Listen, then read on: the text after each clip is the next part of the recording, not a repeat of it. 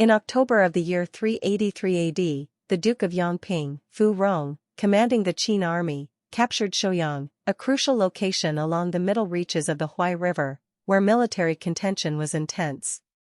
The Eastern Jin naval forces, led by the eminent General Hu Ben, were unable to proceed to rescue Shouyang as ordered by the Supreme Commander Xian, and became stranded at Shishir halfway. While Hu Ben waited for new instructions at Shishir, Fu Rong dispatched troops to capture the Luojian River. The 5,000 Eastern Jin naval troops were suddenly cut off from their retreat path, facing the imminent danger of being surrounded and annihilated, causing Hu Ben extreme panic. At this time, the generals Xia Shi and Xia Xian, along with the main force of the Jin army consisting of 75,000 men, advanced to a point 25 li east of Luojian.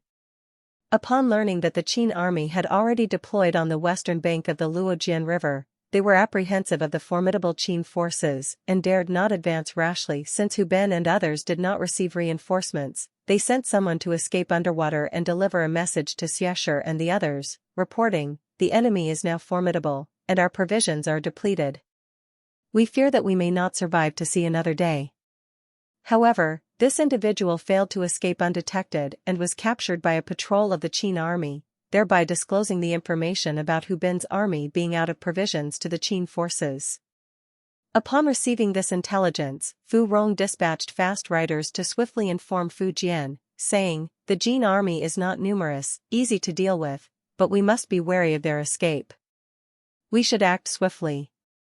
Fu Jian, upon receiving the letter, was overjoyed. Unable to wait for the main army gathering at Xiangqing, he personally led 8,000 light cavalry, traveling day and night for over 400 li, secretly rushing to Shouyang to rendezvous with Fu Rong. Their intention was to easily annihilate the main force of the Jin army north of the Yangtze River. By this point, the situation of the war was firmly in favor of the Qin army, with no suspense. Fu Jian was full of confidence. He believed that the commander of the Jin army must have already known that the Jin army was doomed to defeat. Therefore, the merciful Emperor Fu Jian made a foolish decision that would seal his fate, turning the tables for the Jin army. In order to stop the war, Fu Jian sent his accompanying financial officer, Zhu Su, who had previously been the defender of Xiangyang in eastern Jin, to persuade Xia Shi and others to surrender to the Jin camp. Fu Jian wanted to use a living example to prove his kindness to defectors. However, Fu Jian didn't consider carefully enough that Zhu Su hadn't voluntarily surrendered to the Qin army initially. He was betrayed by traitors and then pardoned by Fu Jian due to his loyalty. Since Zhu Su was a loyalist to the Eastern Jin court, would he really betray it completely just because of Fu Jian's act of mercy? Sure enough, Zhu Su did not attempt to persuade Xia Shi and others to give up resisting the Qin army. Instead, he informed them of all the information he knew about the Qin army. He said, although the Qin state has a 1,000,000-strong army, most of the troops are still on the way. If they all arrive, it will be extremely difficult to resist. We should take advantage of the time before their army fully assembles to deliver a heavy blow. As long as we can defeat their vanguard, we can severely dent their morale, making the next battle much easier. Upon hearing that Emperor Fu Jian had arrived at Shouyang, Xia Shi became very afraid and wanted to hold out without fighting. However, Xia Yan advocated for accepting Zhu Su's suggestion, and finally, they decided to engage in battle. In early November, Xia Xian dispatched Lu Laoji, the first fierce general of the Northern Army, along with 5,000 elite warriors, under the command of General Feiying, to launch a surprise attack on the camp of the Qin army's vanguard, Liangqing, on the west bank of the Luojian River. Liangqing was a renowned general in the Qin army, seasoned in battle and highly vigilant. When Lu Laoji's vanguard secretly approached within 10 li of the Luojian River, they were already discovered by the Qin army. Liangqing, with his extensive experience, immediately formed up his troops on the west bank of the Luojian River in anticipation. However, there was no time to hesitate. Lu Laoji made a quick decision. Taking advantage of the darkness where neither side could clearly see the strength of the opponent, he led his elite warriors to brave the danger and forcefully crossed the Luojian River, launching a fierce attack on the Qin army. The overwhelming momentum of the Jin army's battle cry frightened the inexperienced Qin recruits, causing chaos to erupt within their ranks. Liang Qun rushed to the forefront in an attempt to quell the chaos, but he ran directly into the main thrust of Lu Laoji's assault, and he was cut down amidst the confusion. Taking advantage of the Qin army's disarray, Lu Laoji maneuvered around to their rear, cutting off their retreat. With their command lost and the Jin army appearing behind them, the panicked Qin soldiers collapsed, scrambling in terror towards the Huai River, seeking to escape to the north. The northerners were not accustomed to water, resulting in around 15,000 Qin soldiers either drowning, being killed by the Jin army, or trampled to death by their own comrades in the chaos. The Battle of Luojian River served as a significant precursor to the later Battle of Fei River. The northern army of the Jin dynasty achieved a remarkable victory against overwhelming odds, with their elite force of 5,000 soldiers crossing the river to attack a Qin army of 20,000 invaders, ultimately annihilating 15,000 of them. The ferocity of this formidable enemy caught Emperor Fuzhen off guard and left him stunned. It was like a bucket of cold water being poured over his head, forcing him to confront the harsh reality and dampening his spirits. Leading the northern army was Lu Laoji, the second most important figure in the Battle of Fei River, second only to the double agent Zhu Su. Zhu Su's reliable intelligence and the initial victory of the northern army at the Battle of Luojian River greatly boosted the morale of the Jin army. With renewed confidence, the Jin army boldly continued their advance westward, pushing forward towards the foot of Bagong Mountain. Across the Fei River, the Jin army faced off against the Qin army, which had captured Shouyang City. Despite the vast disparity in military strength, with the Qin army numbering in the millions, the Jin army unexpectedly shifted from defense to offense.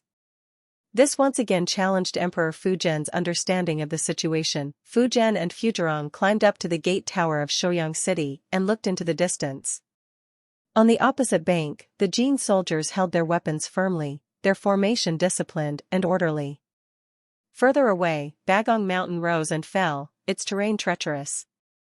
The grass and trees on the mountain swayed in the wind, and in the gloomy weather, it seemed as if countless soldiers of the eastern Jin dynasty were moving about. Fuzhen turned back to Fuzhirong in alarm and said, "Where did you see a weak army in the Jin troops? They are clearly a formidable force." Fuzhen mistook the swaying grass and trees on Bagong Mountain, which he could hardly see clearly from afar, for movements of the Jin army. This indicates just how nervous he was at that moment.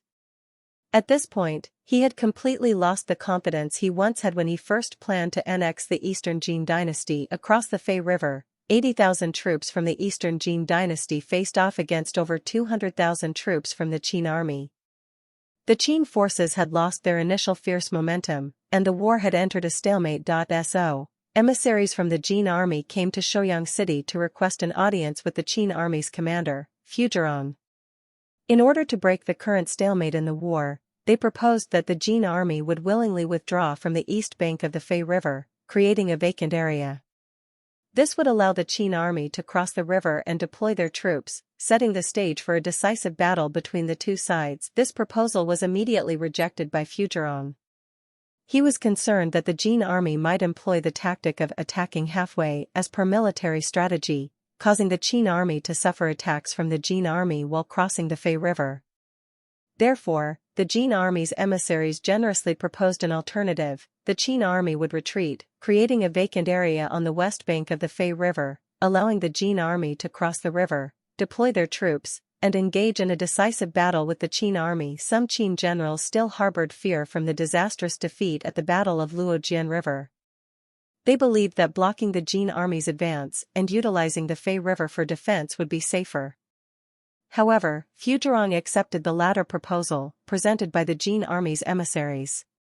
He agreed to let the Qin army retreat, creating a vacant area on the west bank of the Fei River, allowing the Jin army to cross the river, deploy their troops, and engage in a decisive battle with the Qin army. Additionally, secretly, plans were made to attack the Jin army when they were halfway across the Fei River. During the Battle of Fei River, the Qin army's commander, Fuzhirong, intended to ambush the Jin army when they were halfway across the river. However, the Jin army's commander, Xie Xian, was also aware of the Qin army's plan to attack them at that moment. In this battle, the Jin army held the advantage of fighting on their home turf. Xie Xian had a better understanding of the natural conditions in the Fei River basin compared to Fu Zhirong, who hailed from the north. The Fei River was not a major river but rather a tributary of the Huai River. During the spring and summer rainy seasons, the river was wide and deep, while during the autumn and winter dry seasons, it was narrow and shallow. In November, during the dry season, the water level in the Fei River was low. In the section passing through Shouyang, the width of the river was only 5 to 10 meters, and in some places, the water was shallow enough for people to wade across. The soldiers of the Qin army hailed from different ethnicities and spoke different languages, making it difficult to communicate information and coordinate actions within the army formation. This challenge extended to issuing commands for cavalry to retreat, especially when it involved tens of thousands of riders retreating together as a large unit. Any panic or loss of control by even a single horseman could disrupt the formation, affect the overall battle situation, and lead to unpredictable failures. Clearly, the unfavorable factors mentioned above were not anticipated by the Qin army's commander, Fu Zhirong. Unfortunately, these circumstances indeed unfolded. When the Qin army began to retreat, their original plan to charge and cross the river, targeting the vanguard of the Jin army with their heavily armored cavalry, failed to proceed as intended. Instead of smoothly and swiftly moving back in an orderly manner, the cavalry units collided with each other, descending into chaos. Observing this, Commander Fu Zhirong urgently rode back and forth, attempting to restore order to the chaotic formation. Unfortunately, his horse stumbled, causing Fu Zhirong to fall to the ground. Amidst the chaos of the Qin army, the 80,000 troops of the Eastern Jin dynasty, with 8,000 brave soldiers from the Northern Army serving as the vanguard, boldly crossed the Fei River, swiftly regrouped, and launched an assault on the Qin army formation. They coincidentally encountered the Qin army commander falling from his horse. Without hesitation, they surged forward, swiftly killing Fu Zhirong before he could react, and continued to bravely charge into the Qin army's ranks, risking their lives. With their commander lost and unable to provide strategic coordination, the struggling Qin soldiers found themselves engulfed in their own confusion. Faced with the ferocious assault of the Northern Army, they were unable to organize effective resistance and could only flee. In ancient times, communication was primitive, and events unfolded rapidly. Those positioned in the rear ranks of the vast Qin army formation were unaware of the chaos occurring at the front. Therefore, they were unprepared to evade the charging heavily armored cavalry of the vanguard, resulting in countless casualties. At this moment, Zhu Su, the former defender of Xiangyang in the Eastern Jin dynasty, along with his associates who were accompanying Fu Zhen, shouted in unison, "The Qin army is defeated." This declaration caused the uninformed Qin soldiers to panic, abandoning their weapons and fleeing for their lives. As a result, the initial confusion caused by the lack of orderly retreat of the Qin army quickly turned into an unstoppable rout. The 80,000 troops of the Eastern Jin dynasty relentlessly pursued the over 200,000 strong Qin army, engaging in fierce and brutal combat. Qin soldiers were trampled to death by horses, killed by the Jin army, and drowned in the river, their bodies littering the wilderness and blocking the waterways. Those Qin soldiers who managed to escape, gripped by fear, mistook the sounds of wind and rain and the calls of cranes for the approach of pursuers, adding to their terror. This gave rise to the idiom "the wind whispers and the crane cries," signifying a state of extreme fear and anxiety. Emperor Fuzhen of Qin was injured and fled in disarray with a small contingent of troops. The Jin army continued their pursuit, seizing territory as they advanced. This famous event in Chinese history, known as the Battle of Fei River, occurred in the year 383 AD, where the Jin army achieved a remarkable victory against overwhelming odds, resulting in a disastrous defeat for the Qin army and a decisive triumph for the Eastern Jin dynasty.